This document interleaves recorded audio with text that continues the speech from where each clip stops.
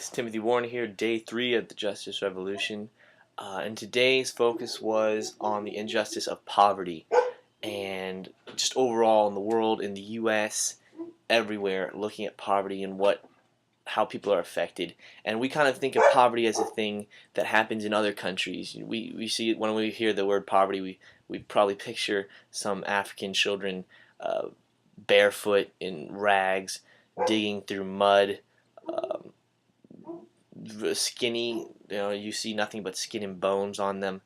But poverty is something that is even close to us. It's here in America. There's a statistic in 2011 that 15.1% of Americans lived below the poverty line.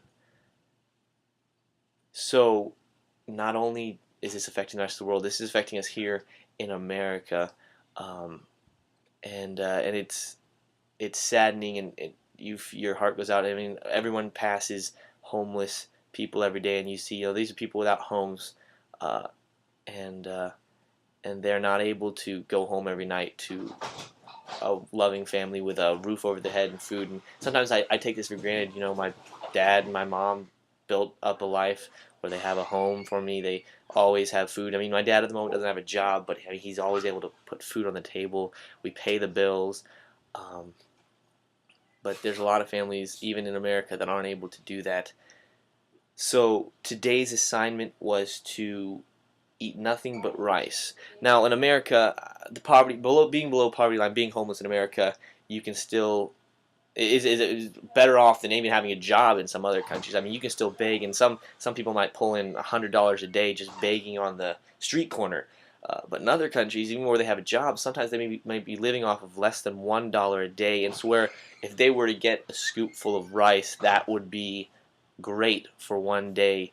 That would fill them. They'd be looking forward to that. But I had 3 different meals of nothing but rice, and it really struck me as I thought about, as I'm eating the rice, just trying to think about other people going through, this, as I'm putting it in my mouth, I have no taste. It's just rice, and there's no butter, there's no salt, there's no pepper, there's no seasoning. And I'm trying to picture, for some children, this is a delicacy. I finally get to eat today. Um, and it's heartbreaking to think that there's children that have to do that. And I know for myself, yeah, I get kind of spoiled. Like I said, I'm used to parents always putting food on the table, and it's good food too. It's like I usually don't even like my mom's muffins, and today I found myself looking at one of the muffins, wanting just one bite to get some flavor, something that tastes good in my mouth. But I didn't.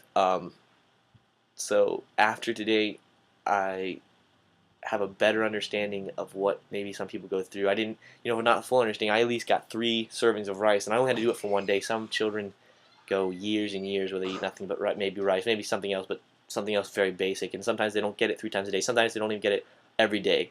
They maybe get it a couple times a week.